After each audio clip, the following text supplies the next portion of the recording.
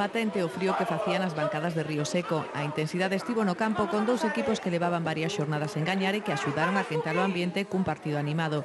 Aínda que o Negreira deu o primeiro aviso, comezou mandando o Narón, que se adiantou no minuto 11, nun saque de córner que botou Eber e cun remate de cabeza de Santi Silvar.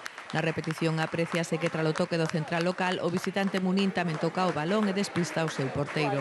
O vento foi o principal condicionante. Na primeira parte favoreceu o Narón, que dominou con claridade e ademais estivo moi seguro en defensa. Mostra a forza do vento o 2-0. O gol nace nun saque de banda que bota Juancho case dende o medio campo e o balón chega á área. Ali estivo moi rápido e hábil Pablo Rey para marcar no minuto 24 de partido.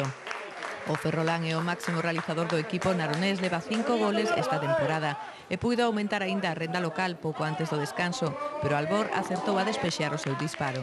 A segunda parte xa foi de protagonismo para o Negreira, tiña que remontar un 2-0 e contaba co vento a favor. Así empezáronse a suceder as ocasións para o equipo que dirixe Julián Ferreiro. Inicialmente non estiveron atinados, pero no minuto 23 conseguiron o 2-1.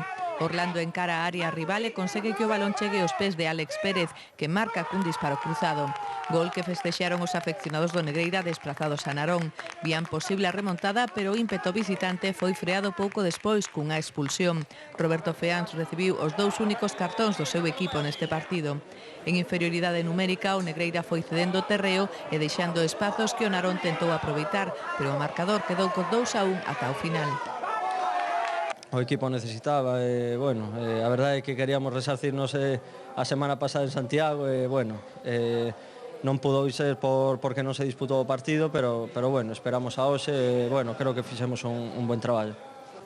Estamos con os resultados mal, meternos abaixo, temos que sair canto antes, senón a temporada vai se facer moi larga, moi dura, pero pouco a pouco.